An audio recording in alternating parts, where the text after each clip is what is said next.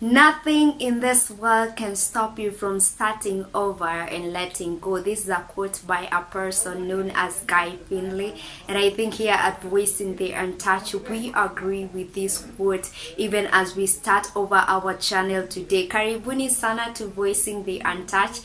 This is something that, yes, I have desired to do for a long time. I have had pressure from people, from my friends, positive pressure to actually start my own channel, and thank you so much for your positive pressure. Finally we have started it, and it is amazing to have you guys come on board to begin to consume our content, like our content, share our content, subscribe to our channel. So karibuni sana to this channel. I just thank God for you guys, and even as we continue, today is just the first video, and it's the first official video for you to actually get to know more about the channel and probably about me, that is your host. And my name is Joy Nduta. I am a student, final year student, and I am a Christian. I love God, and I am also passionate about young people, passionate about the things of God, passionate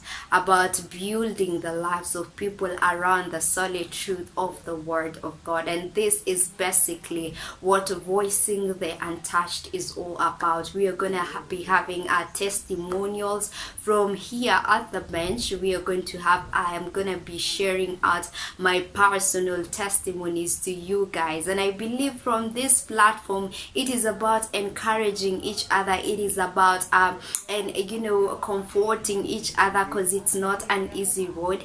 We all require a shoulder, we all require someone we can relate to, and I pray and trust that this platform that God has given us within this appointed time and season shall be one that shall be beneficial to all of us. So Johari window is one of the theory that is there by a psychologist, and he talks about the 4 types of selves to help people get to be self-aware, to helps on self-awareness, this theory. And he talks about the 4 types of self, talks about the open self, it talks about the blind self, talks about the hidden self, and he talks about the unknown self. So these types of selves are different. It is about myself and it's about others. When you talk about the open self, it is what I know about myself, and the other people also know about it. It's something that is not hidden to anyone. And then we have the blind self. It is what people know about you, but you do not know about that thing that people have noticed or they see. You are blind to it, you don't see it. Then we have the hidden self. The hidden self is what you know about yourself, and probably it is not known to other people. It's something that is within you, you know it, but other people do not know. And then we have the unknown self. Unknown self is something that you do not know about yourself, and other people also did not know about yourself. I brought this up because for me to even have come out to this space and to come out to this platform of YouTube and begin to be outspoken, it didn't just come. I would say, if I relate to Johari window, it is within that part of the blind self, because, and I'm gonna explain to you guys in a bit, blind self in such a way that I thought I was timid, I thought I was shy, I didn't really think that I could share out things that people would want to hear. And so I was at a point of a low self-esteem at a certain point in my life, but then having people who would notice and would pinpoint and say, hey Nduta, you have this thing that is special in you, you have this thing that you can share out to people, is one thing that has actually allowed me to stand up and actually have this channel be speaking today. It has taken people, and that is the blind part that I had not yet noticed about myself, and within the hidden self, that which I knew I had within me that probably people wouldn't and never knew. And that was because I had always have had platforms in church to preach, platforms to lead, and so people never thought that self-esteem was an issue to myself. But I was at a place of low self-esteem. And to those people who know me, and maybe to just introduce myself once again, is that for the last year I was crowned as the Miss Face of Faith Kenya edition 2020 by the grace of God. And for me to actually get to do those competitions, it was not easy, because again, I'm telling you guys, I was battling with self-esteem. And so I saw the advert of us having to apply for that position. I knew I was passionate about God, the things of God. I was within the ages of 18 to 28, but then it was a pageant, and I am, for those who've met me, I'm not as tall, I'm short, and then I was a bit I'm skinny and then I had so low weight, and those are things that in my mind I felt that I was not, when I stood before people, they probably wouldn't accept me. Wataona, I sasa huyu, what does she have to deliver, what does she have to say? And so I saw this advert, they're inviting guys and girls to actually apply for this position of being Miss Face of Faith Kenya. In myself, in my heart, I knew that I was passionate about the things of God. Yes, I was. But then I felt a limitation in terms of my height, in terms of my weight, which had dropped so drastically, and in terms of my, my body size, my body type. I felt like, I don't fit to those classes and to those status. And so we were supposed to do videos saying our height, saying our weight, and but that time nilikuwa drop weight. I was just going through a transition in my life, and so these things that has affected me, and boom, my weight was severely underweight.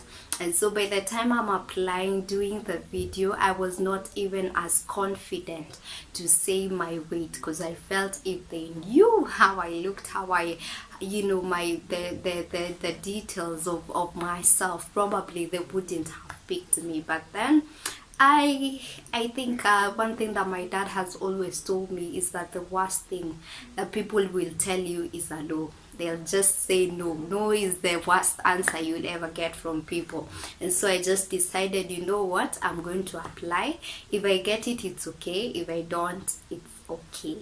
And so I applied, and the rest is history, because yes, I got the position, and it was about meeting these other ladies. Yes, of course, I was the one with the less weight, but that did not deter me. It did not stand in my way to actually winning, competing with these other ladies that I felt probably they were more qualified than I was. What am I saying? That in life there are many things that stand in our way. Probably we feel insufficient. Probably we feel you know what, I cannot do this. There are things that probably the society has deemed that they are not proper, or standards that have been set by people, by everyone around. But I think your uniqueness comes from what is inside. Your beauty comes from, who you really are, and what you're passionate about, and what you feel that you really want to stand out for.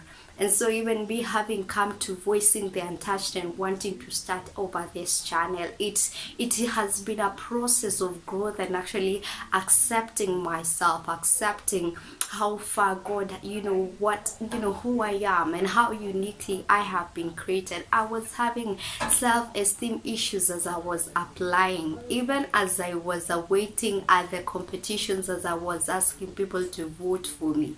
But immediately I won, there was this sense of understanding that, hey, there are people who like the you, the unique you, the short you, the slim you, the underweight you.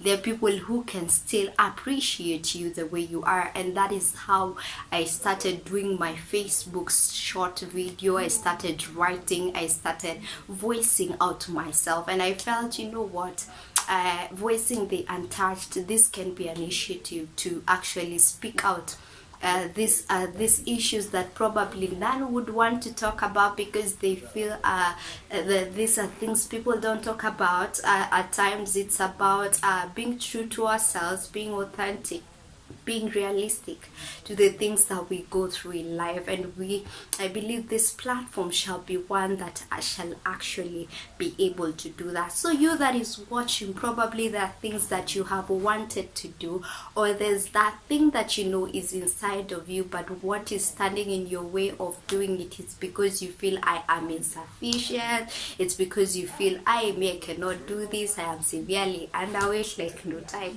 You just cannot stand out in this. The best thing for you to do is to try and actually believe that what you hold is special and so unique in its own way. If God was able to create everyone with their own fingerprint, it means there's just how uniquely conquerors we are, everyone at their own space. And so whatever it is, you just stand out, start it out, and just do it. So karibuni sana once again to this channel, hoping to see more of you, more of your friends, more of you guys sharing, more of us encouraging and engaging each other, and even hearing from other people that God has worked on and God has been a blessing to. So voicing the untouched, my intention and my goal is to actually see authentic stories released, see godly reflections, godly inspired reflections talked about, and see transformative conversations held. And I am calling upon the young people to actually join me in this, because I am not old, I am 22, and within this age we tend to really lack things to do. Kwanza sai kuna COVID, which means that most of us, we are at home. If we are doing our online classes, it's just 1 hour or 2, and so we are bound to get to things that are not right. The temptation is real out here. But then if we can talk about these things, be positive, what can we be doing? Because now this is a situation that is here with us. What can we do? How can we keep ourselves busy? How can we do things the right way within this age that we are in? And I believe that God is able to help us, and God is able to actually see himself through as we do these things. So thank you so much, and we are hoping to see you in the next video. Please like, please share, please subscribe. This is the first time we are doing this and just encourage me, Manze, even as we start over this.